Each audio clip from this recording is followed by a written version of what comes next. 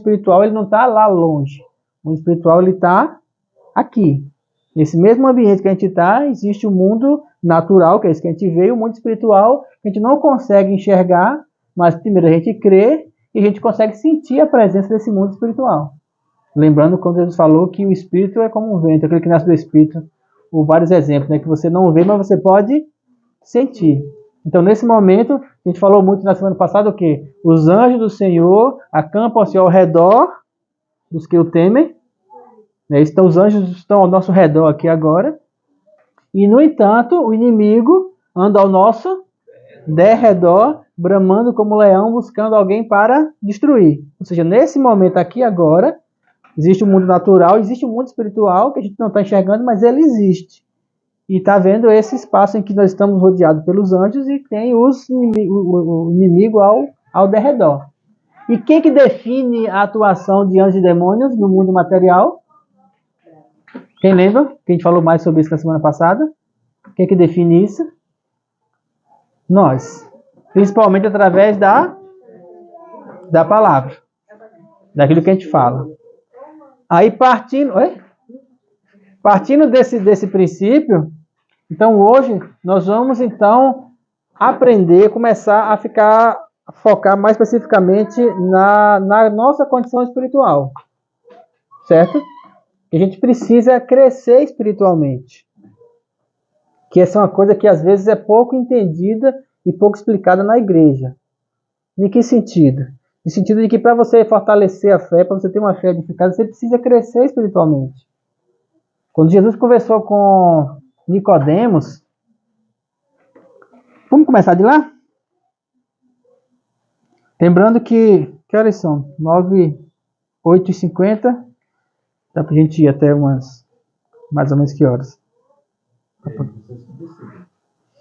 Vamos indo. Então, quando chegar no tempo, vamos dar uma introdução. Não vou também esticar muito hoje, não, porque a gente tem mais tempo. Vamos começar em João 3.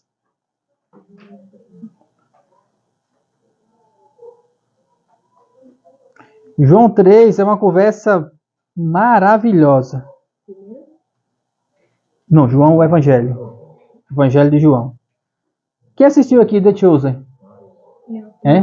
Assistiu The Chosen?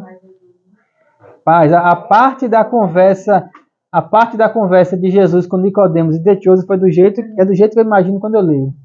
Eu achei muito legal. E aquele Jesus é muito divertido. Eu achei massa. Já está na 4ª temporada, né? Que saiu. Falta. As moedas. Não, ficou muito bom. Ficou muito bom. É um Jesus que ri, né? Em outros filmes, Jesus tem um Jesus sério, né? Esse é um Jesus que ri. Jesus tem uma roupa curtinha assim. Usa uma bolsa de lado. Eu achei interessante. Vamos lá. João 3.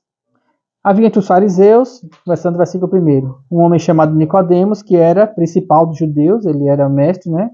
Esse de noite foi ter com Jesus e lhe disse: Mestre, nós sabemos que és mestre vindo da parte de Deus, porque ninguém pode fazer os sinais que tu fazes se Deus não estiver com ele.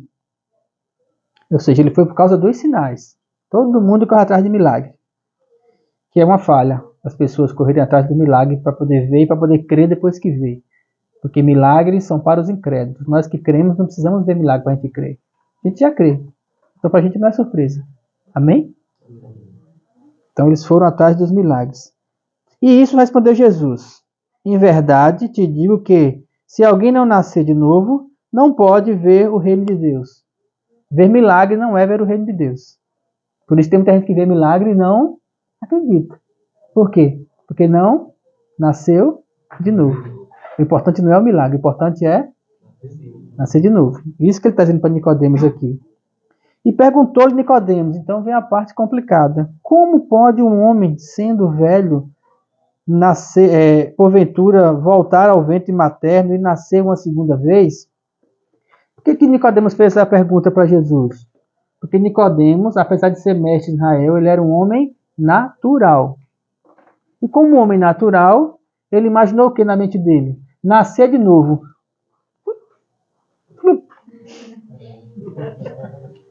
Certo? Ele pensou isso. Na mente, a pergunta dele foi isso: o homem vai fazer como? Lembrando que naquela época não tinha ciência, não tinha computação gráfica, então na mente dele ele imaginou: como pode um homem Peraí, eu estou imaginando um negócio aqui que é impossível, que é um homem voltar para o ventre da mulher e nascer de novo. Seria isso? Jesus falou para ele o quê, Nicodemos? Uma coisa é o natural, outra coisa... Em verdade te digo que quem não nascer da água e do Espírito não pode entrar no reino de Deus. Porque o que é nascido da carne é carne, e o que é nascido do Espírito é Espírito. E não te admito te dizer que importa-vos nascer de novo. E ele fala, o vento sopra onde quer, ouve a sua voz, mas não sabe de onde vem nem para onde vai. Assim é todo aquele que é nascido do Espírito. Então, a nossa temática, aquilo que a gente tem procurado ensinar é o que é ser nascido do Espírito. Uma vez que eu já passei por isso aqui. E aí essa é a questão. Quando ele fala que não nascer da água e do Espírito não pode entrar no reino de Deus. Então, se eu já nasci da água, o que é nascer da água? Batismo. Se eu já nasci do Espírito, o que é nascer do Espírito é quando você recebe o Espírito Santo. Então, se eu já nasci na água, já nasci do Espírito, se já nasci de novo, então eu não posso mais, eu não posso ficar dependendo da minha vida daquilo que é natural. Eu não posso pensar como um homem natural. Eu preciso pensar como um ser espiritual. Como nós somos de fato. Filhos de Deus. E Deus é natural ou espiritual? Espiritual. Então a gente precisa ter uma mentalidade espiritual. A gente precisa ter uma vida espiritual. A gente precisa aprender a andar no Espírito. E por que eu falo aprender? E aí essa é a questão de hoje. Esse aprender significa um crescimento espiritual. Então, assim, tem muita gente hoje no meio das igrejas que não para pensar que existe uma vida espiritual. Esse é um lado. E se você parar para pensar que você é um ser espiritual, só de você parar para pensar nisso, o Espírito Santo já começa a clarear na sua mente várias coisas sobre aquilo que é eterno. Porque a função do Espírito Santo dentro de nós é clarear em nós, dentro do nosso coração, aquilo que é eterno, aquilo que nós somos no Espírito. Por quê? Porque aquilo que nós somos no Espírito é aquilo que nós vamos ser eternamente. Nossa carne vai deteriorar ou ser transformada se houver o arrebatamento, senão a gente morre, novo ou velho, não importa. Mas tudo que é aqui da terra vai ficar na terra, ou seja, vai ser temporal. Aquilo que nós somos no Espírito é o que vai ficar para a eternidade, e essa que é a parte mais importante. No entanto, hoje, muitas vezes, ou na maioria das vezes, é a parte que a gente menos se preocupa. Concorda? Quantas vezes você parou para pensar? A gente fala aqui sobre coisas durante a semana. E todas elas foram coisas naturais. Algumas foram espirituais. Mas quantas vezes a gente para pensar de fato assim, poxa, eu sou um ser espiritual. Eu tenho um Espírito Santo dentro de mim. Eu sou um ser eterno.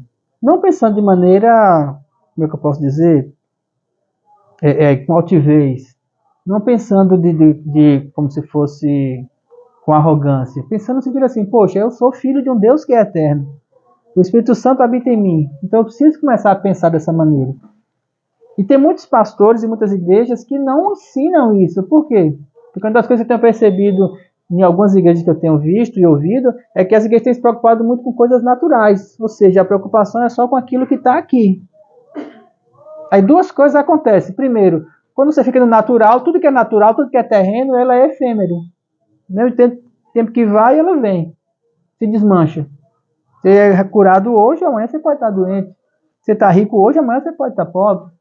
Existe uma oscilação no mundo natural, entre altos e baixos. E aqui várias pessoas falaram, não, minha semana teve pontos bons, mas também teve pontos ruins. Por quê? Porque a vida natural ela é assim. Certo? Mas a vida espiritual não. A vida espiritual ela é estável, ela é eterna e ela é perfeita. A gente precisa procurar andar nesse lugar. E aí ele fala, aquele que é nascido da carne, natural, é carne. Aquele que é nascido do Espírito, é nascido do Espírito. Por isso que eu digo para você, o mais importante é nascer de novo. Uma vez que nós já nascemos de novo, o que é que precisa? Uma vez que se nasce, o que é que precisa? Crescer. O primeiro passo é nascer, o segundo passo é crescer. E para crescer precisa do quê? Ser alimentado. Pelo processo de desenvolvimento. Romanos 12.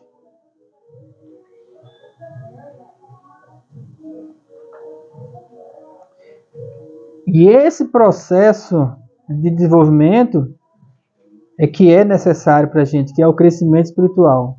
Romanos 12, a partir do versículo 1. Vamos ver o primeiro e o segundo. Paulo diz assim, abriram? Rogo-vos, irmãos, pela misericórdia de Deus.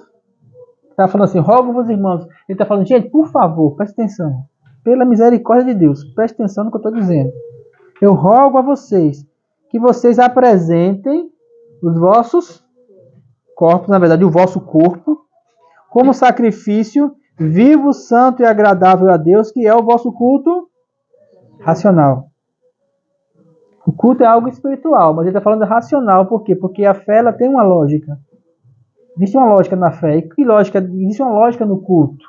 E que lógica é essa no culto? A lógica do culto é apresentar o seu corpo como um sacrifício.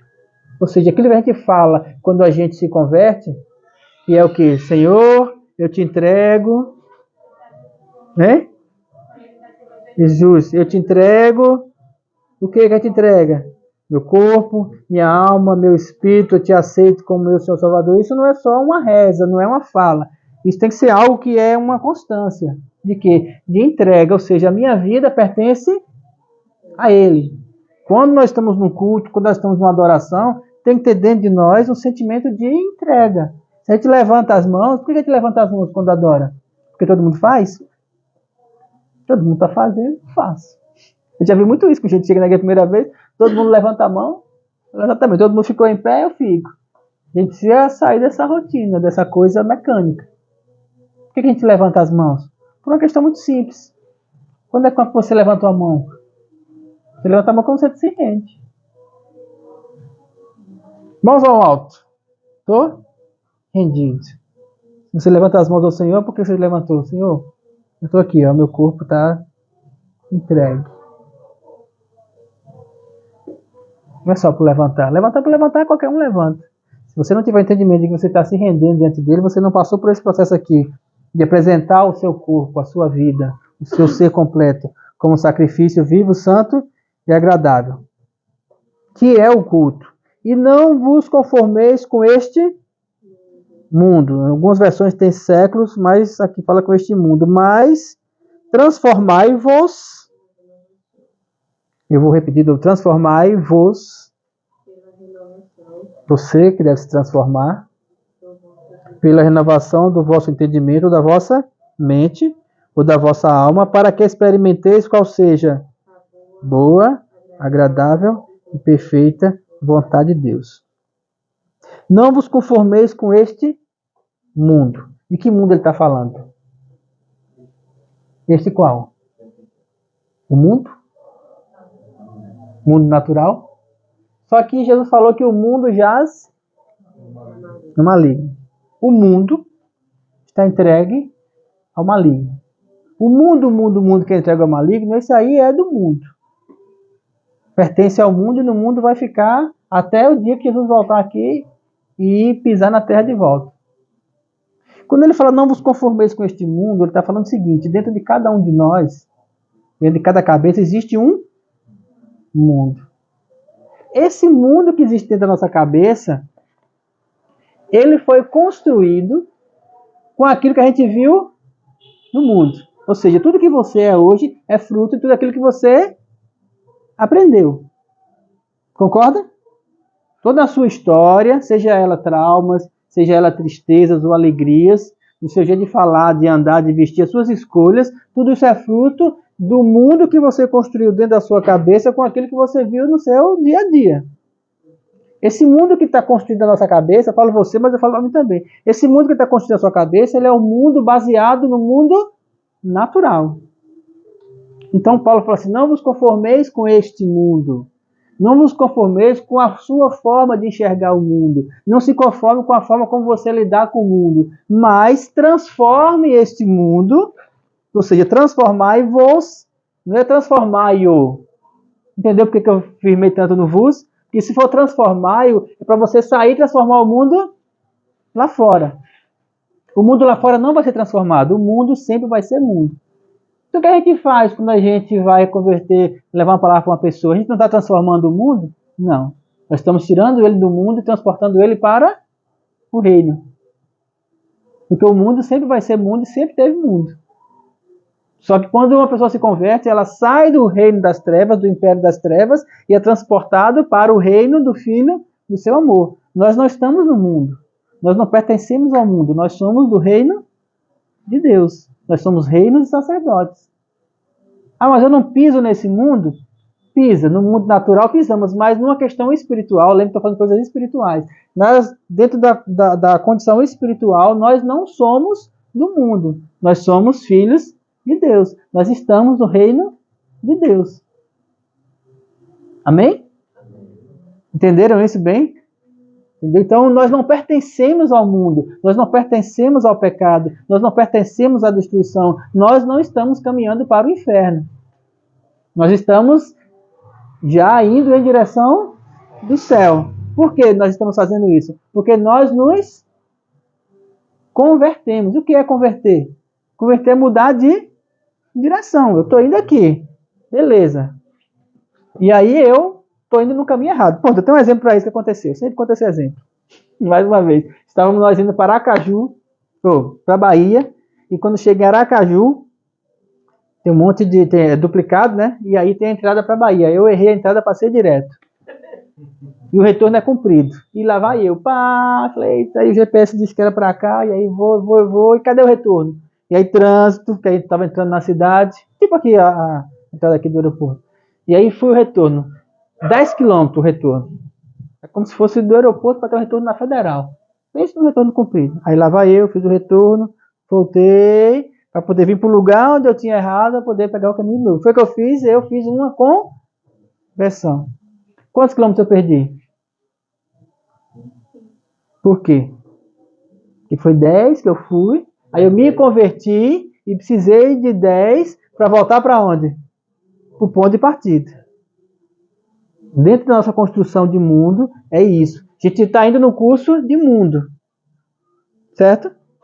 Curso de mundo. Vou pegar a fala da irmã aqui. Fiz um bocado de coisa lá atrás. Beleza. Fez, tá lá atrás. Mas um dia ela mudou o curso. Amém? Um dia você se converteu. E aí quando você se converte, o que ficou para lá ficou. Você vai fazendo o quê? O caminho de volta. Que caminho de volta é esse? Esse caminho de volta se chama crescimento espiritual. Você está voltando para a sua condição espiritual. Você está voltando para o lugar perfeito, que é o seu lugar em Deus. É um processo de construção. O crescimento espiritual é um processo. Por isso que ele fala assim, não vos conformeis com esse mundo que está dentro de você, mas transformai-vos, ou seja, busque se transformar cada dia mais, pela renovação do seu entendimento. Renovação do entendimento. O que é renovar o entendimento? Renovar o entendimento. Você entende algumas coisas. Aí de repente você percebeu que aquilo que você entendia não é certo. Então você vai renovar, ou seja, não entendo mais dessa maneira, eu entendo de outra maneira. Renovação do entendimento significa crescimento, conhecimento. Você vai aprendendo coisas novas. Pela renovação do vosso entendimento, não é isso? Para que experimenteis qual seja a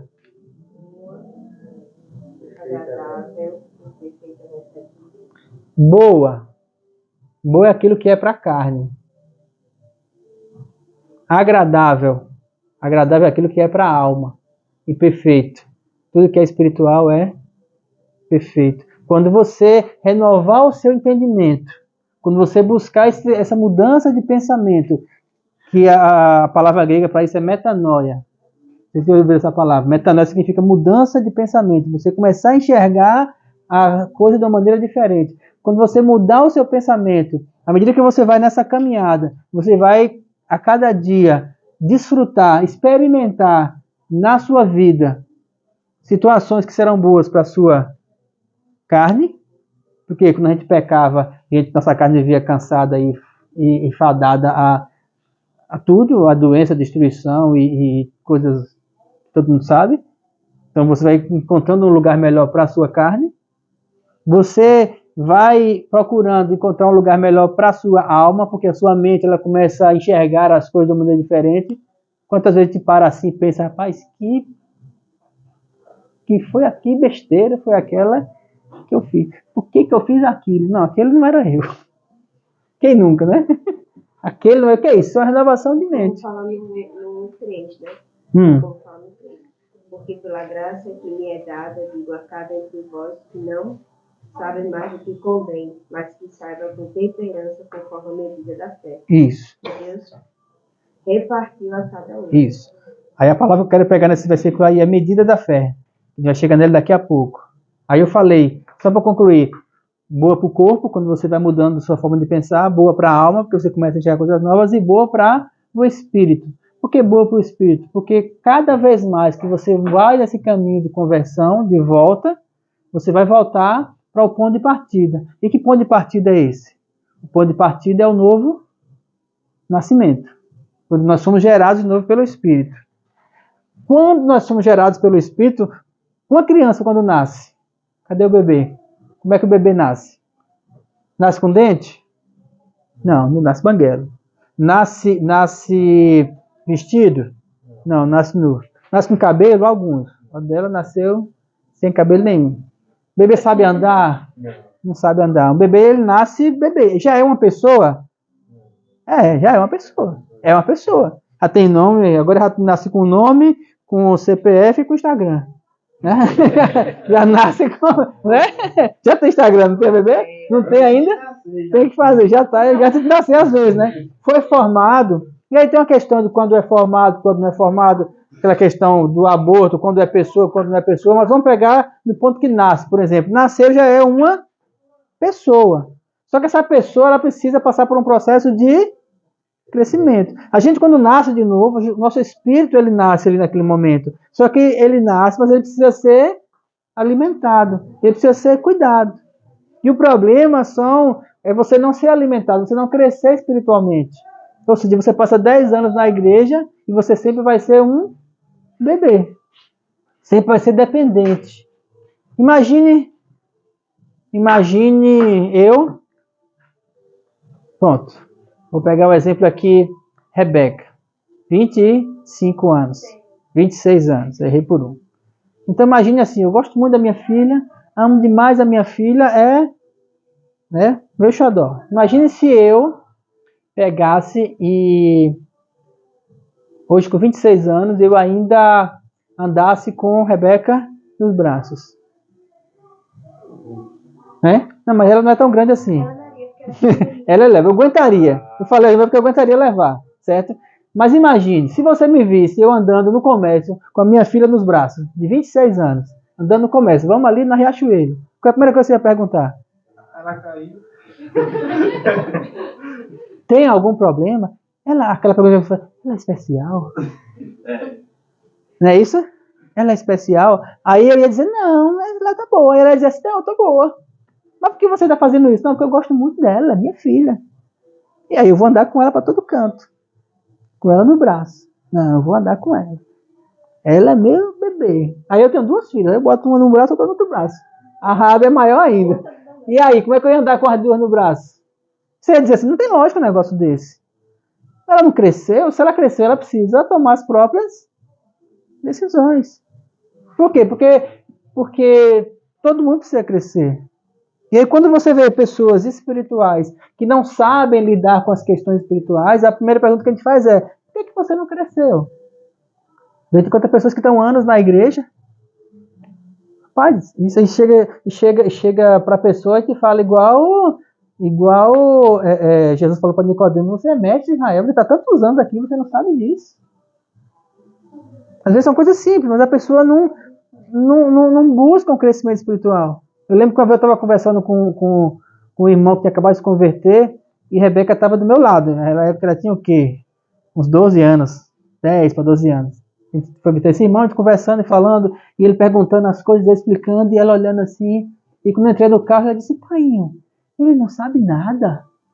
E já era um senhor, de cabeça branca. Ele não sabe nada, e ela com 12 anos. Tudo aquilo que eu perguntava para ele ficava pedindo com vontade de responder, mas eu fiquei calada. Falei, filha, você foi criada escutando isso desde pequeno. Então você foi criado no Evangelho. Ele não, ele é um bebê. Aí ela ri e falei, aquele velho é um bebê? Eu falei, é um bebê. É um bebê, nasceu agora. Ele precisa ser alimentado. Ele precisa ser construído. A mente dele precisa ser renovada. Precisa haver uma construção espiritual. E é isso que nós precisamos fazer. Por quê? Porque quando você aprende a andar nesse caminho de construção espiritual, você vai aprender a ser uma criança, ou um adolescente, ou um jovem no espírito, que muitas vezes não vai precisar, não vai depender, acho que a palavra certa é essa, depender, eu falo depender no sentido de ser carregado nos braços pelo pastor. Certo? Por quê? Porque às vezes eu vejo igrejas, quando eu vejo uma igreja grande, e que o pastor fala assim, eu não consigo mais lidar com esse povo, eu não consigo mais carregar esse povo nas costas, eu não consigo mais lidar porque toda vez é o mesmo problema, toda vez é a mesma coisa. Eu não olho para a igreja.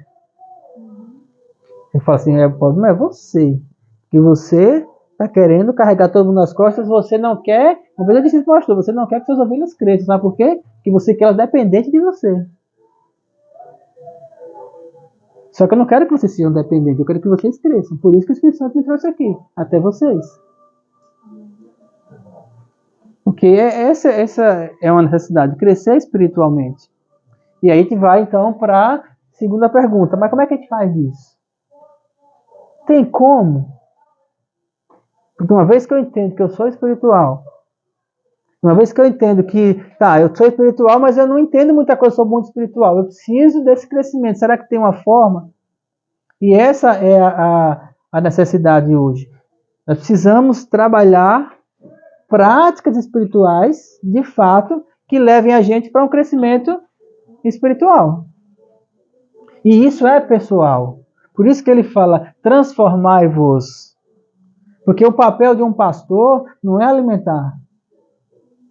Não, pastor nem é alimentar, nem ele é o alimento. Pastor não mastiga para a ovelha. Pastor, literalmente, o que é que o pastor faz? Davizinho lá no Monte Horebe, onde ele andava lá. O que é que Davi fazia? Quando Davi dizia assim, o Senhor é meu pastor, é porque ele era pastor. E nada me faltará. Se o Senhor é o meu pastor, então nada me falta. Porque o Senhor me... Vem Salmo 23, porque o Senhor me... Qual é a palavra que ele falou aí? O Senhor me guia até os pastos. Ninguém sabe o Salmo 23 todo decorado. O Senhor meu pastor, nada me faltará, né? Me guia, fez pastos, me guia nas águas de descanso. Resumindo, ele guia. Ele orienta, ele mostra. O pastor pega a ovelha ali, e a ovelha geralmente é cega, a ovelha tem uma baixa visão, ovelha mesmo. E aí o pastor vai com o cajado ali, só dando aquele toquezinho aqui, até ela chegar no pasto. Quando a ovelha chega no pasto, o que a ovelha faz? A ovelha vai mastigar. O pastor não tem que fazer como o pássaro, que mastiga, o passarinho abre a boca e vomita lá dentro. Por isso que Jesus usou o exemplo do pássaro, usou da ovelha, porque a ovelha ela precisa mastigar a própria comida, ela precisa ruminar a própria comida. Certo? Ele precisa se alimentar. Aí o pastor vai e guia ela para as águas de descanso. Nas águas de descanso ela bebe água. Depois que comeu, depois que bebeu, volta para onde? Volta para onde? Para um aprisco. Mas ele tinha 100. Só voltou 99. O que é que o pastor faz? E aí é o trabalho. Ele guarda as 99 no aprisco, né? Isso, e vai atrás da ovelha perdida. Vai atrás da ovelha perdida, e aí ele pega ela, e se ela estiver cheia de ferida, se ela estiver cheia de, destruída, o que é que ele faz? Ele vai cuidar das feridas, ele vai cuidar da lã, ele vai tratar dela, mas ele não vai alimentá-la. Quando ela estiver boa, ele vai levar ela para que ela se alimente. E o processo é esse, da ovelha, trazendo para nós hoje. Então a função de um pastor é ele guiar para um lugar onde você aprenda a se alimentar.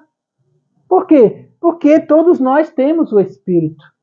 Todos nós somos espirituais. Todos nós recebemos da mesma graça. Todos nós temos recebido da mesma unção. Os dons são diferentes. E depois nós vamos chegar na parte dos dons ainda dentro desse crescimento espiritual. Só que é preciso que a gente entenda esses fundamentos da fé. Porque esses fundamentos da fé são importantes demais para o nosso crescimento. E hoje existe um problema muito grande da igreja, que é falta de fundamento. Tem muita gente que vai para a igreja há vários anos e não faz a menor ideia de que está fazendo aquilo. Não sabe. Tem gente que está na igreja que não sabe nem o nome da igreja, ou o significado, ou a visão que o ministério tem. Porque você está aqui. Ah, porque é legal. Entendeu? Ah, porque é bom. Uma vez eu lembro que perguntaram para uma pessoa da quadrangular: por que você está na quadrangular? Ah, porque eu gosto. Mas por que esse nome quadrangular quer dizer o quê?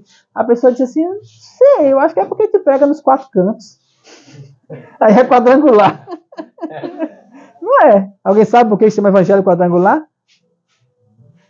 Todo mundo riu, mas ninguém sabe também. E nós não somos quadrangular. A visão quadrangular significa 4 fundamentos que eles pregam. Jesus é aquele que salva. Jesus é aquele que cura. Jesus é aquele que batiza com o Espírito Santo. Jesus é aquele que voltará, não? Acho que liberta.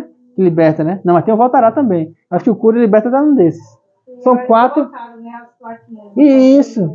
Mas sempre teve, na verdade, que são as 4 visões que foi dada lá a D. Macpherson sobre a questão da visão do ministério deles. Tá, a visão deles. Mas você precisa entender por que você está aqui, porque é uma visão que vai fundamentar quem você é. Eu estava conversando com o pastor Fábio esses dias sobre a questão da semana. Uma visão, ela une, uma visão, ela traz um fundamento, uma visão, ela traz... Poxa, quando os apóstolos saíram, depois que Jesus foi levado aos céus, que eles se reuniram lá em Jerusalém, eles estavam reunidos por causa de quê? Porque Jesus deu uma visão para eles. O que é uma visão? Não é uma visão. Entende? Uma visão não é uma visagem. Uma visão é uma meta, é um foco.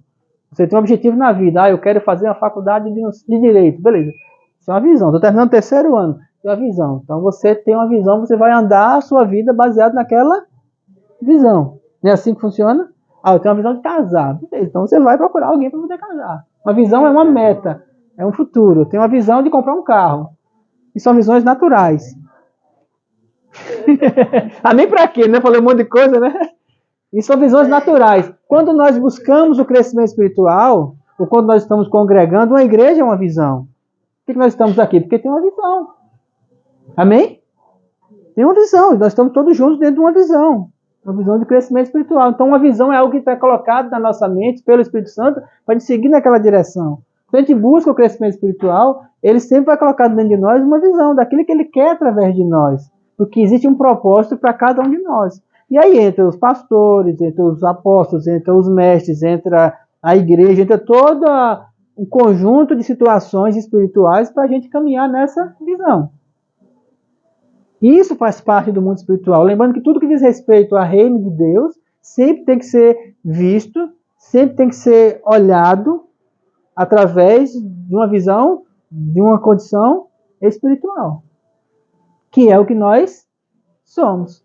Só que para isso é preciso desconstruir para construir. Por quê? Porque nós estamos hoje em dia com muitas paredes sem alicerce.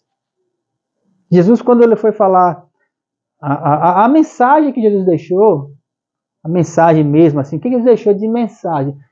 Nos evangelhos você tem várias parábolas, você tem exemplos de cura, você tem exemplos de coisas que ele falou, mas se você vai assim, o sermão que ele deixou assim, em regras mesmo, eles estão em um único lugar, que é Mateus 5, 6, 7, que se chama Sermão da Montanha. Ali foi a pregação de Jesus. Você quer saber qual é o fundamento do evangelho que Jesus deixou? Leia Mateus 5, 6 e 7. Alguém já leu todo lá? Mas leia com atenção. Lá, desde que ele começa bem-aventurado, o homem que se detém, e aí vai. Mas isso aí é provérbio, não é Salmo primeiro. Como começa Mateus 5? Esqueci agora, mas depois eu lembro. Mas ele começa com as bem-aventuranças, depois tem todo o ensinamento, mas no final, já no 7, ele termina dizendo assim: aquele que ouve as minhas palavras e as põe em prática, vos direi a quem é semelhante. É semelhante a um homem sábio que edificou a sua casa Sobre a rocha. Cavou e abriu profunda vala e ali edificou a sua casa. Aquele que ouve as minhas palavras e não as pratica. Então qual é o fundamento aí? O fundamento é a prática. Ou seja, o que é que eu faço daquilo que eu estou escutando? O que são práticas espirituais? Quais são as práticas que vão de fato mudar a minha vida? E quando a gente começa a pensar nisso, a gente começa a perceber dentro das igrejas, dentro das práticas religiosas, quais são as práticas religiosas que de fato trazem um fundamento? Quais são as práticas religiosas que trazem uma transformação? E quais são as práticas que são inúteis? Práticas vãs.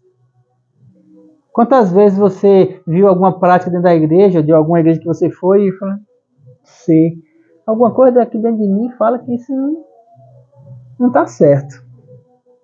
Quantas vezes aconteceu isso? Não sei. Não sei se essa vassoura faz o que ele está dizendo que faz. Onde é que está isso? Por que isso funciona assim? A gente tem que ter uma visão crítica das coisas que têm sido ensinadas nas igrejas, porque tem muita coisa por aí. Tem muita coisa. Mas muita coisa. De tudo. Tem muita coisa. E você olha assim, tem coisa que você olha e fala, meu Deus. Não, é absurdo. De práticas, de rituais, a objetos, tem muita coisa. E eu digo a você, toda vez que você vê uma coisa dessa, o Espírito Santo ele dá uma travada aqui dentro. Ele fala assim, pera, só que às vezes está divertido, às vezes é uma empolgação, às vezes está tão carente e necessitado que você se deixa levar por alguma... É por isso que a gente tem que pedir entendimento e sabedoria a Deus, né? Existe, você deixa alguma... E o Espírito Santo está dentro de você para isso, porque ele é o ajudador. Ele é o paráclito, é aquele que orienta. Então a gente precisa ficar atento a essas coisas. A primeira dica que eu dou para você, se você estiver em determinado lugar e você vê uma prática que você sentiu uma... A regra é, sabe qual? Na dúvida, não ultrapasse. Você tirou a carteira agora, essa regra é fundamental. Na dúvida, não ultrapasse. Esses são fundamentos para a vida. Se você vê alguma coisa numa igreja que deixou você duvidosa, não vá não. Só vá se for tiver certeza. Se não tiver certeza, aí esse negócio aqui não... Isso vale porque eu digo, vale porque ele diz, porque ela diz também. Viu? Se tiver dúvida, ou pergunte para saber, ou então não ultrapasse. Espera aí. Porque você não é obrigado a fazer coisas que você não acredita. Porque se você não fizer, você não é minha filha na fé, não é meu filho na fé. Se obrigar, então não vai. Porque o próprio Deus nunca obrigou ninguém a nada. Não obrigou nem Jesus a vir do céu para cá. Ele veio porque ele quis. Não obrigou a morrer. Então tudo é uma questão de... Jesus não obrigou nem Adão a ficar no paraíso. Deus não obrigou. Por quê? Porque não é assim que Deus trabalha. Tudo que Deus trabalha é em amor. E como é que funciona em amor? Duas coisas. Primeiro, em amor, e segundo, você é uma pessoa autônoma. Para que você faça as suas escolhas. Faça escolhas erradas, fiz um bocado. Por isso que o Espírito Santo está para nos ajudar. Estão entendendo como eu estou querendo mostrar para vocês o que é uma vida espiritual e uma vida natural? Só que entre uma coisa e outra, existe um meio que é a nossa alma, e a nossa alma precisa ser transformada.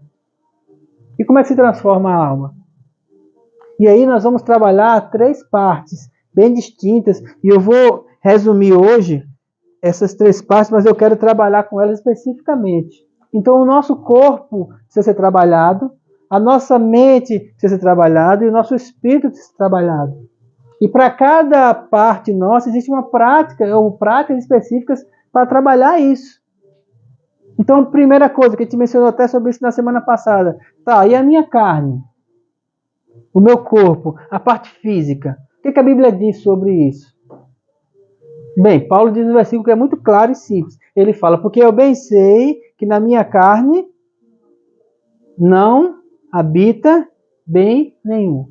Deixa eu dizer uma coisa bem clara para vocês aqui. Todos aqui são adultos. A sua carne nunca vai se converter. Nunca. Nunca. Nunca. É? Nunca. É? Nem do mais novo, nem do mais velho.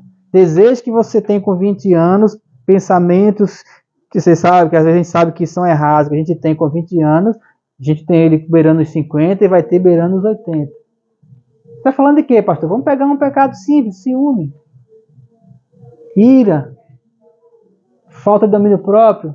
A sua carne nunca vai se converter. Então, Paulo fala, miserável homem que sou, quem me livrará do corpo dessa morte? Mas graças a Deus por Jesus, que tanto nos livrou do pecado, quando perdoou os nossos pecados e lavou com o sangue dele, como também nos deu uma ferramenta para que a nossa carne ela seja vencida. Existe uma prática espiritual que é fundamental para nós hoje, que também é pouco ensinada ou ensinada errado nas igrejas. Nossa carne ela precisa ser mortificada. Nossa carne ela precisa ficar fraca. A nossa carne ela precisa ser vencida. Porque a carne luta contra o espírito e o espírito luta contra a carne. Não é assim que está escrito? A alma está no meio.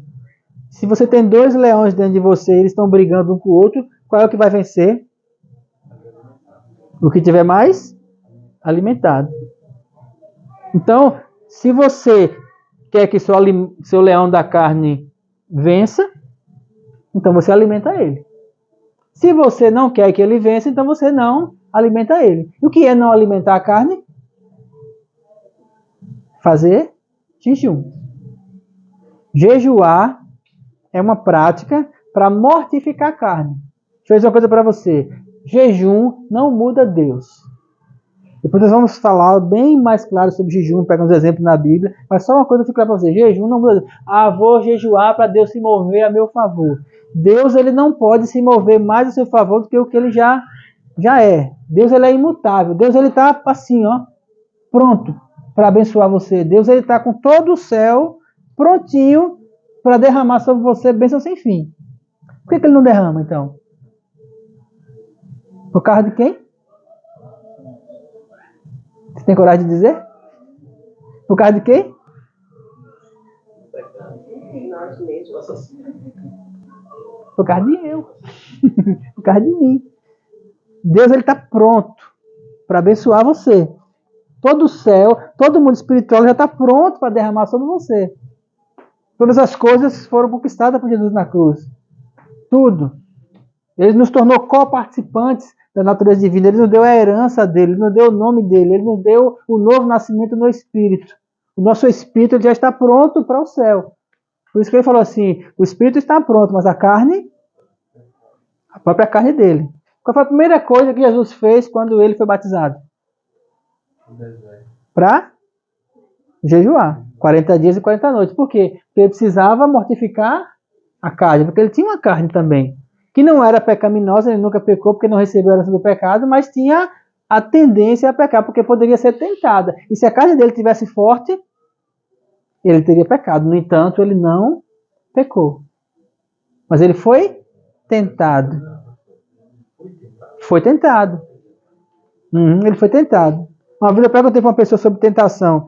Jesus quis pecar? Quis ou não quis? E pense você, quando você tem uma noção de pecado. O que é um pecado? Pecado é quando você comete uma atitude contrária que vai distanciar você de Deus. Uma infração.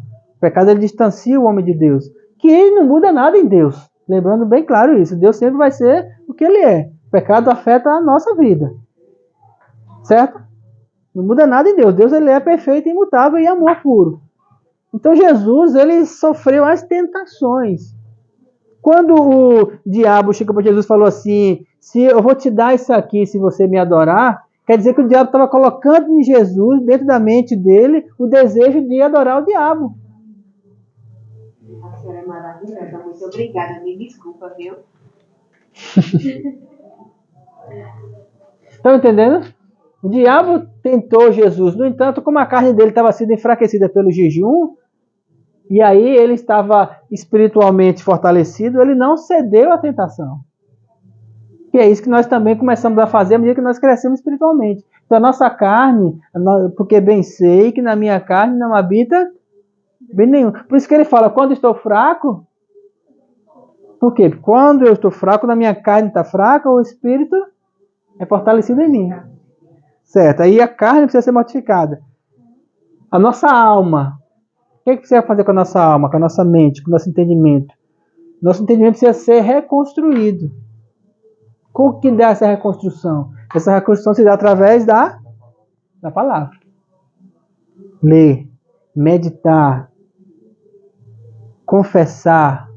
E tem várias práticas em relação à palavra, e não é a palavra só pregação. Eu estou falando da gente ter um entendimento, sabe, a clareza de como as coisas funcionam. Por isso que eu gosto de explicar assim, bem explicadinho, para que você entenda, porque a partir do momento que você entender, a sua mente muda, você aprendeu.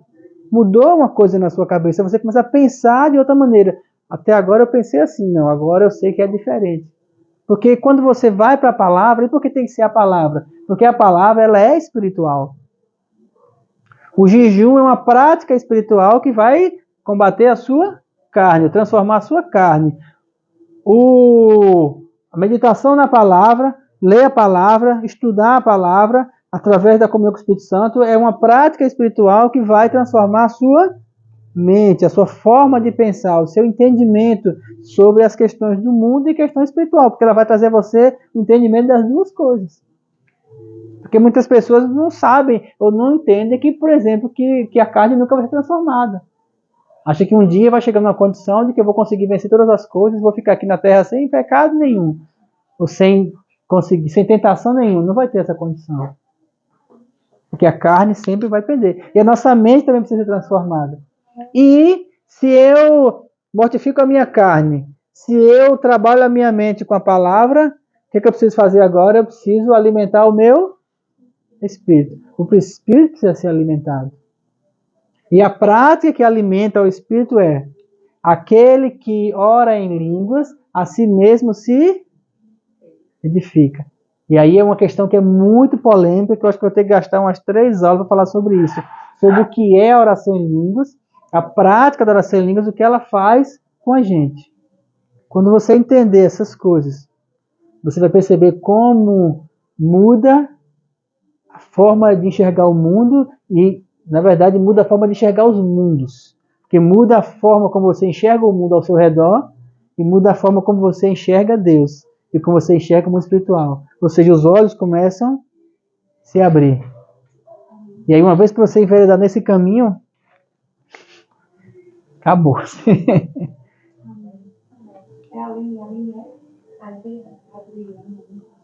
Aí. Porque ela mora não veio. Eita. Mas vai pegar ônibus? Não. Ah, vai de Uber. Ah, sim. Você já voltar, foi um prazer ter vindo. Prazer foi nosso. Outro dia venho. Obrigada. Tchau, gente. Onde é que eu estava? Bom, no céu já. Onde é que eu estava? Oração em línguas. Então nós vamos trabalhar aqui daqui para frente, essa questão do crescimento espiritual. Porque a primeira coisa foi, revisando, você entender que você possui um corpo, uma alma e você é um espírito. Segundo, que existe um mundo espiritual, que a gente precisa se aperceber dele. Quando você se apercebe do mundo espiritual, que você começa a lidar com as situações no seu dia a dia, gente, é interessante demais. Quando você está, por exemplo, em casa, ou no trabalho, ou quando você está no trabalho, você vê uma confusão lá, uma discussão, sei lá, e você para e olha aquilo de fora, o Espírito Santo ele traz o entendimento daquilo como sendo algo espiritual, né? E a forma como você vai lidar com a situação é muito diferente, sabe? A forma como você vai trabalhar com aquilo, e às vezes são coisas simples que você é orientado a fazer, sabe? E vai lá e resolve a questão. Às vezes você não precisa nem ir lá, às vezes você consegue lançar até uma palavra específica naquela condição, sabe? É outra forma também, às vezes uma necessidade que você tem, algo que você está precisando, e você quando tem um entendimento espiritual sobre aquela necessidade, 2 coisas acontecem. Ou Deus mostra para você que aquilo já está suprido, e você relaxa, ou Ele mostra que você não precisa daquilo. Porque você começa a melhorar a sua comunhão com Ele. Então várias coisas começam a transformar na sua vida. Porque traumas, construções na mente, fortaleza, sofismas, tudo isso começa a ser transformado à medida que você vai crescendo espiritualmente. Né? Porque, vai ser o que a gente leu semana passada, porque as armas das nossas milícias não são carnais, mas poderosas em Deus para destruir fortaleza, né? Anulando nós sofismas, anulando nós quer dizer, eu anulando dentro de mim sofismas, né? E toda altivez que se levante contra o conhecimento de Cristo. Por quê? Porque existe uma altivez no mundo, um pensamento altivo que causa uma dependência de si mesmo e uma independência de Deus. Como é que eu explico isso? É como se fosse assim, é uma forma de pensar, e essa forma de pensar cristã, muitas vezes, ou religiosa, que leva você a colocar meio que Jesus de lado. Uma autossuficiência. Só que quanto mais você busca a comunhão com o Espírito Santo, mais a gente percebe quando a gente depende dele. Só que é uma dependência em fé. E quanto mais a gente percebe que a gente depende dele, e a gente tem fé nele, a gente descansa mais. Porque quando a gente começa a entrar nesse lugar espiritual, a gente percebe que no mundo espiritual tudo já está pronto. Aí eu volto para falar aquilo que eu disse nesse instante. Deus não pode fazer mais nada por vocês. Entendeu? Até tem uma música que a gente costuma cantar muito, que eu gosto muito dela, só que ela tem um posicionamento teológico errado. Você já estava vendo um pastor falando sobre isso, e é algo que eu já tinha visto antes. Que é uma música que fala assim, o melhor de Deus ainda está por vir. O melhor de Deus ainda está por vir. Tararararararara. E aí não.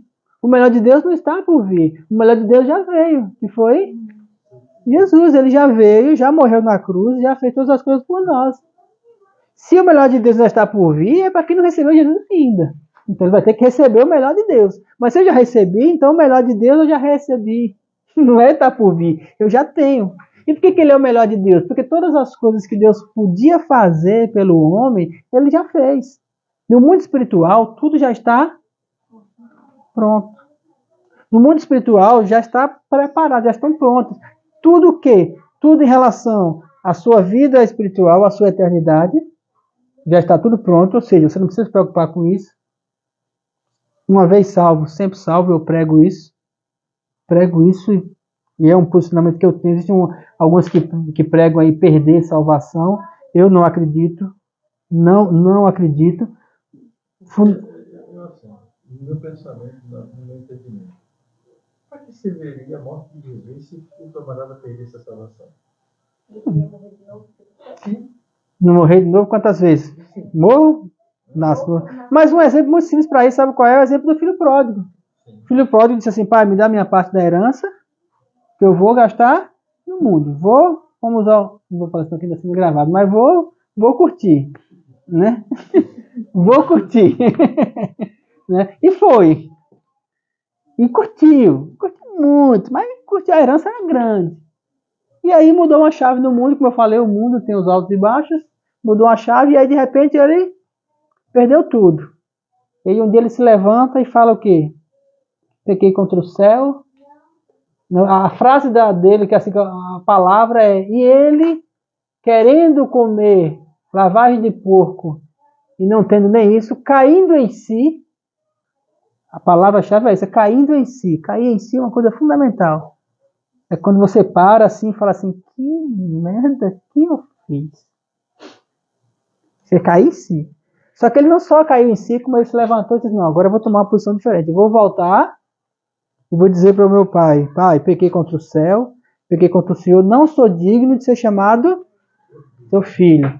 Quero ser como um dos seus servos. A pergunta que eu faço é, qual o momento nessa história todinha que o filho pródigo deixou de ser?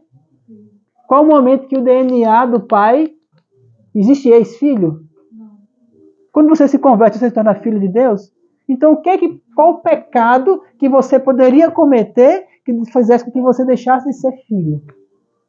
Se todos os seus pecados foram perdoados. Então, o problema não é o pecado que você comete. O problema está em cair em si.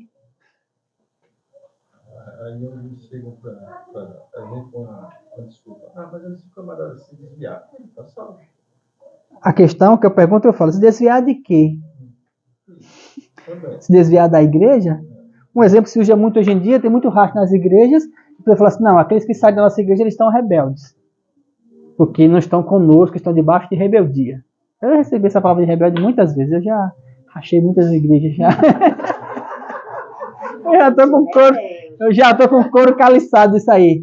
Aí, se você for lembrar na história, você vai lembrar que lá atrás, quando essa igreja grande, que agora chama todo mundo de rebelde, ela também rachou de outra igreja. Aí você vai lá para trás, também rachou de outra, que rachou de outra. Ou seja, se for lá no frigir dos ovos, todo mundo Está em rebeldia. Se você for buscar para trás. Porque aí quando você fala, você está desviado. Está desviado de onde? Está desviado daquela congregação. Beleza, naquela congregação eu não encontro mais comunhão ali. Estou desviado daquela congregação. Só que aquela congregação, a igreja, no sentido prédio, no sentido estrutura, no sentido instituição, CNPJ, essa igreja, instituição, CNPJ, prédio, ela não é o reino de Deus. Porque o reino de Deus, ele falou o quê? Não vem o reino de Deus com visível aparência. Ninguém pode dizer que ele está aqui ou acolá, porque o reino de Deus está dentro. E quem é reino sabe que é reino. Mesmo que naquele momento não esteja indo para nenhuma igreja. Quem é, sabe que é. Concorda? Eu cheguei com o pastor de São, mas eu sei de onde eu saí. Eu sei quando eu... Ele queria, sabe, colocar na minha mente essa questão de perder a salvação. E aí eu cheguei, não dei muitos ouvidos aí. Quem tem o Espírito sabe. Quem nasceu de novo sabe. Sabe. Você pode estar... Olha, a clínica trabalhou uns anos numa clínica de reabilitação para dependente químico e toda terça eu ia para lá ministrar para eles. Era fazer o trabalho de assistente social e eu ia levar a palavra. Então eu sentava e me reunia com eles. Gente, eu ficava impressionado com tantas pessoas, grande maioria, tudo vindo de igreja. Tudo. Não, e não era assim, gente. Congreguei numa igreja, fui lá, passei. Eu lembro de um rapaz que eu estava ministrando assim, toda vez que eu me perdia no versículo, livro tal, capítulo tal, versículo tal. Livro tal. Aí quando terminou, eu chamei e falei assim, cara, me diga uma coisa, tem a palavra todinha dentro de você, né? Sou teu, pastor, sei todinho, li a Bíblia, fui presbítero da igreja tal, durante tantos anos, não sei o que e tal. E cara, por que tu não usa isso que está dentro de você a seu favor? Cara, você tem a palavra da vida dentro de você. Você está comendo bolota de porco, cai em si. Você é filho do rei. Você é filho, cara. Você não tem essa consciência dentro de você, não. Não, aqui dentro o Espírito Santo fala comigo. Por isso que eu estou aqui. Falei, pronto, agora a questão não é física. E aí aquilo que eu falei, se você entender a questão espiritual, a questão não é física. O seu problema não é com a química. O seu problema não é a noia, a droga, o crack. Eu não sei se ele era do crack ou era da maconha, era alguma coisa assim que você está usando. O problema não é esse. O problema é que você não tem entendimento espiritual de quem você é em Deus. Você está igual o filho pródigo antes de cair em si. Ou seja, estava indo na bagaceira. O seu problema não é esse. O seu problema não é a sua dependência. A dependência química, com tratamento, você recupera. Só que você precisa mudar a sua mente. Você precisa entender quem você é em Deus. E aí era muita gente. E aí tem muitos que vai lá e pega e fala, não, agora eu quero ser outra pessoa, aí mete uma calça, mete uma camisa comprida, bota uma Bíblia debaixo do braço, assim, agora eu mudei. Aí você olha pra cara dele assim, você sabe que não mudou. Né? Você sabe que é capa. E capa, queridos. O que eu estou falando para vocês aqui, estou falando de verdade, de coisas que estão dentro de nós. Dentro de nós. Só que a gente fala o exemplo dos outros, mas a gente precisa trazer isso para nós. Dentro de mim, quem eu sou no Espírito? Quem eu sou para Deus? Como eu me vejo? Como eu me enxergo? Por quê? Porque na hora que você vai para o seu secreto com Deus, quando você vai para o seu lugar lá, você e Deus, naquele canto, quando você entra e fecha a sua porta, ali não tem máscaras. E quando eu estou falando máscara, não estou falando máscara da que a gente usou na pandemia. Eu estou falando, sabe de quê? Eu estou falando daquelas máscaras que a gente apresenta para as pessoas, que todo mundo faz isso. Eu estou aqui, você está me vendo. Eu sou um pastor. E estou me apresentando como tal. Só que você está vendo isso aqui. Certo? A pessoa que mais me conhece no mundo é minha esposa. Só que eu para ela sou um esposo. Então eu tenho uma personificação de pastor, como eu me apresento, desde a roupa até o jeito de falar. Então, quando eu estou com minha esposa, eu sou esposa. Para os meus filhos, eu sou pai. Para o meu trabalho, eu sou um técnico de enfermagem. Eu boto uma bata e ali eu faço a minha atividade. Então, em cada ambiente, eu me apresento de uma maneira. Concorda? Então, você aqui está como uma irmã, você no seu trabalho, lá você é a funcionária que vai lá, faz seu trabalho, a gente se apresenta assim para o mundo, não é isso? Mas quando a gente vai para Deus, todas essas capas, elas precisam ser retiradas. Aí uma questão, quando a gente vai para esse lugar em Deus, sabe qual é? O medo, sabe qual é? É quando a gente chega nesse lugar, a gente fala assim, mas pastor, é porque aquela pessoa que eu sou lá atrás, eu acho ela tão feia. Ela é tão... Tem tanta coisa lá que eu procuro colocar debaixo do tapete que eu tenho medo de tirar as minhas máscaras. Só que diante de Deus não adianta. Tem que chegar sem máscara, do jeito que é. Sabe por quê? Porque Ele te ama do jeito que você é. Quando a gente entende isso, a gente chega com o coração rasgado. Música do Fernando Abrum. Eu me rasgo por inteiro. Lembra dessa canção? Quer se rasgar? É você rasgar o peito e mostrar quem você é de fato. Entender, chegar diante de Deus assim, Deus, eu sou pecador, Deus, eu sou essa pessoa aqui, Deus, eu estou desse jeito, eu preciso mudar isso, o Senhor sabe. Quando você começa a chegar nesse nível de intimidade com Deus, dentro da sua condição espiritual, nessa hora o Espírito Santo ele começa a achar o que ele precisa para transformar você de dentro. Porque o grande erro é a gente querer que as coisas venham de fora para dentro. E eu, como pastor, já coloquei a mão na cabeça de muita gente, achando que a pessoa ia transformar, achando que a unção que havia sobre mim ia transformar a pessoa. A unção, ela quebra um jugo do pecado, um jugo da enfermidade, uma unção, ela quebra uma coisa que está precisando naquela hora. Mas transformar mesmo, transformação é pela renovação do entendimento. Transformar é algo que acontece dentro de cada um. E esse transformar depende da vontade de cada um. E esse é o problema. Por quê? Porque nem todo mundo quer. Mas, pastor, como assim todo mundo quer? Será que se o Espírito Santo entrar no coração da pessoa, a pessoa automaticamente não muda? Não. E esse é que eu acho mais maravilhoso no Espírito Santo. É porque ele vem habitar na gente, mesmo a gente sendo uma porcaria. Eu assisti um vídeo essa semana. Todo pecado, toda tendência para pecar está em nós. Mas aí entra a escolha. A escolha é também isso. A construção espiritual em nós é para fortalecer as nossas escolhas em Deus. Porque tudo é questão de escolha. Na primeira aula lá, vou encerrar agora, na primeira aula, por isso que está sempre voltando, eu fiz uma pergunta, não sei se vocês lembram, eu perguntei assim, se quando Adão pecou, e Deus perguntou a Adão, onde estás? Se Adão tivesse ajoelhado aos pés do Senhor, e disse, Senhor, me perdoa. Deus teria perdoado ele? Sim. Por quê? Porque o mesmo Deus que perdoou a gente, perdoou lá. E por que Deus não fez isso? Porque Adão não pediu perdão. Por que Adão não pediu perdão? Exatamente, porque ele escolheu, ele não quis. Aí a gente anda mais um pouquinho, tá lá Caim e Abel. Caim ofereceu sacrifício ao Senhor. Abel ofereceu sacrifício ao Senhor. Os dois estavam lá fazendo culto. Culto é medonho para dar ciúme. Culto é um caso sério. O irmão pega o microfone, o outro já fica enciumado. O irmão toca, o outro já fica. Culto é um negócio tão perigoso que o primeiro culto que teve na Terra, sabe qual foi o resultado? Um assassinato. E aí, tem que tomar cuidado. E aí, Caim caiu o semblante, ficou triste, com aquela cara de ninguém me ama, ninguém me quer. E Deus perguntou para ele, por que caiu o teu semblante? Não é certo que se fizeres o bem serás aceito? Vida e morte estão diante de ti. Escolhe, pois, a vida. Caim, o problema não está em Abel. Abel abriu o coração diante de mim e eu abracei ele. Você não, você fez uma prática religiosa. Abel fez porque me ama, você fez porque é obrigado. Simples assim. Só que aí Caim fez uma escolha. E saiu Caim da presença do Senhor, chamou seu irmão para o campo e o matou, o assassinou.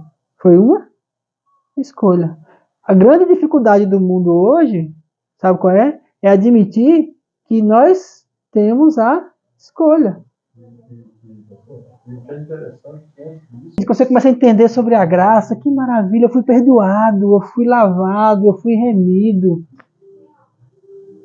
A minha vida está em Deus. Nossa, ele não foi só isso. Ele me deu o nome dele, ele me deu a herança dele, ele me deu a casa dele, ele me deu tudo. Ele escancarou as portas e pegou um cara sujo no muro e falou assim, vem aqui para dentro que eu vou cuidar de você.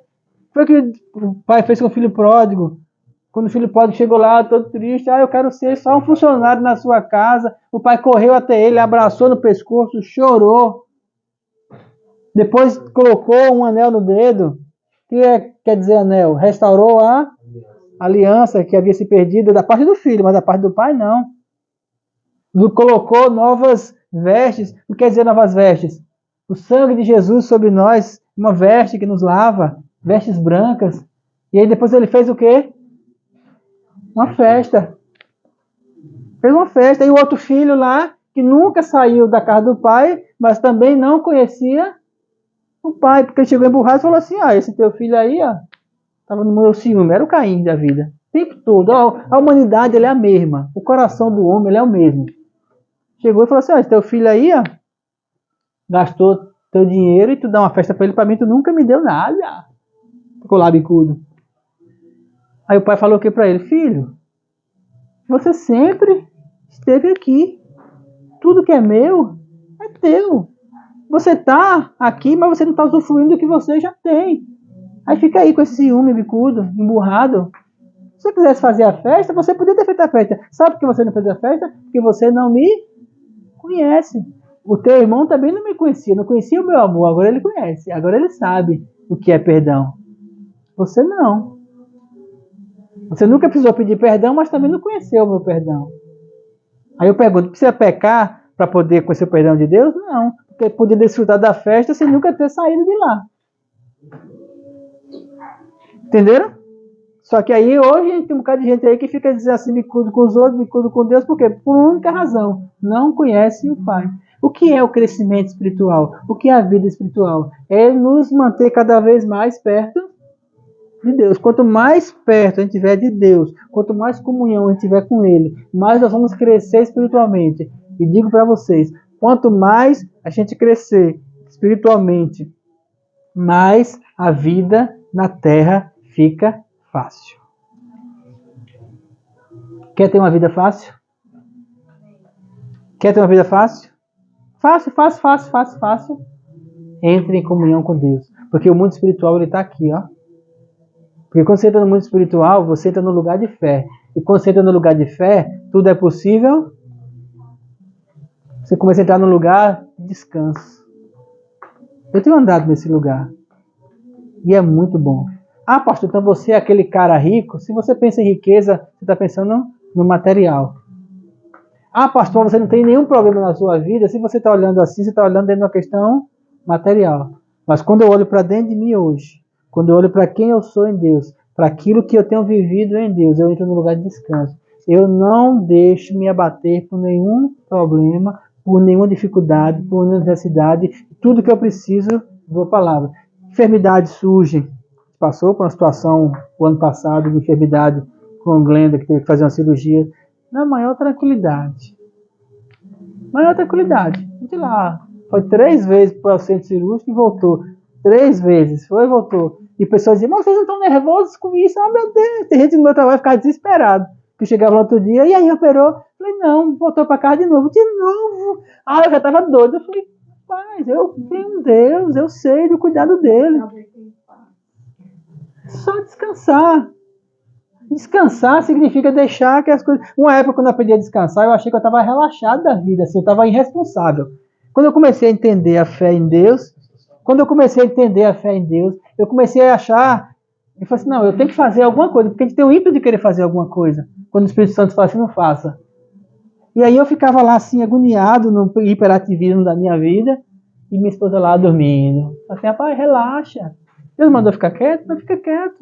Se ele falou, então não sai da posição. E aí quando eu comecei a me trabalhar isso na minha vida, no crescimento espiritual, então hoje eu estou numa condição de descanso. E aí eu entendo muito mais hoje. Eu entendo que tudo aquilo que o Espírito Santo direciona para a minha vida está dentro de um propósito e do chamado que ele tem para a minha vida. Aí eu vou caminhando. E aí o povo pode falar o que quiser falar, o povo pode dizer, o povo pode, quem está no mundo material pode reclamar, questionar, dar pitaco. Eu sei em quem tenho crido, eu sei o que eu tenho visto e quem eu sou em Deus, e estou seguro. E essa segurança a gente só encontra quando a gente está lá. Aonde? No esconderijo do Altíssimo. Porque aquele que habita, né, assim começa o versículo, aquele, não é todo mundo não, é aquele, viu? Aquele, Salmo 91, aquele que pode ser eu, pode ser você. Aquele, eu vou repetir isso, aquele, é só para aquele que habita no esconderijo do Altíssimo. Aí lá, na sombra do Onipotente, ele faz o quê?